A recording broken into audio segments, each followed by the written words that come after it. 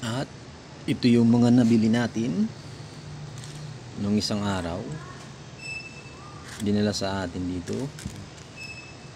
At ang karamihan dito ay mga token,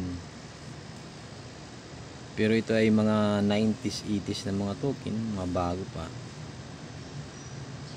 At wala pa siyang ito ay mga common,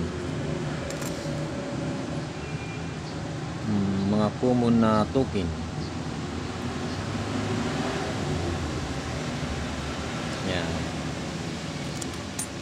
At may nahalo ding ibang coins, mga common coins na mga nahalo. LCC na token, 90s po yata ito, hindi ako nagkakamali.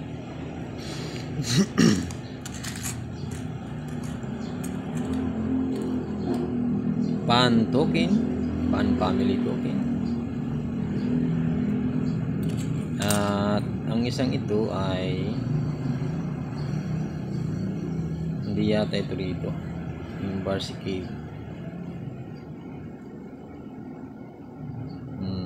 Isa itong ori din ng token.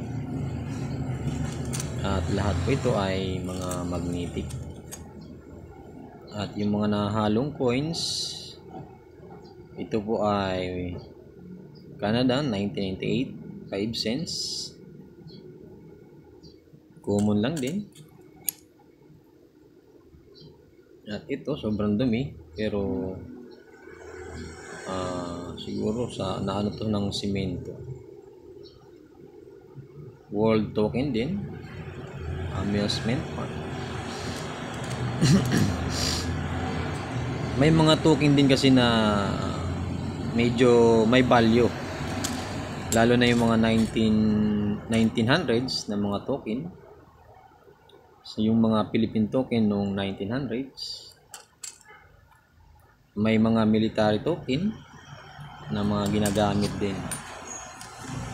Yun, may mga added value yung mga yun pag 1900s na mga year hanggang 1940s na mga token. So ang nakuha natin ngayon ay mga common token lang. Depende na lang to kung may kukuha mga collectors, kasi mga common lang din to, madali lang siyang mahanap. Dahil common nga, kaya madali lang makakita ng mga token ng mga ganito. So yung may mga added value ng mga token is may mga 1900s na mga year at 1940s. Yan. After World War II na mga token. At yun, ito ay mga common token lang, pero pwede pang add sa collection.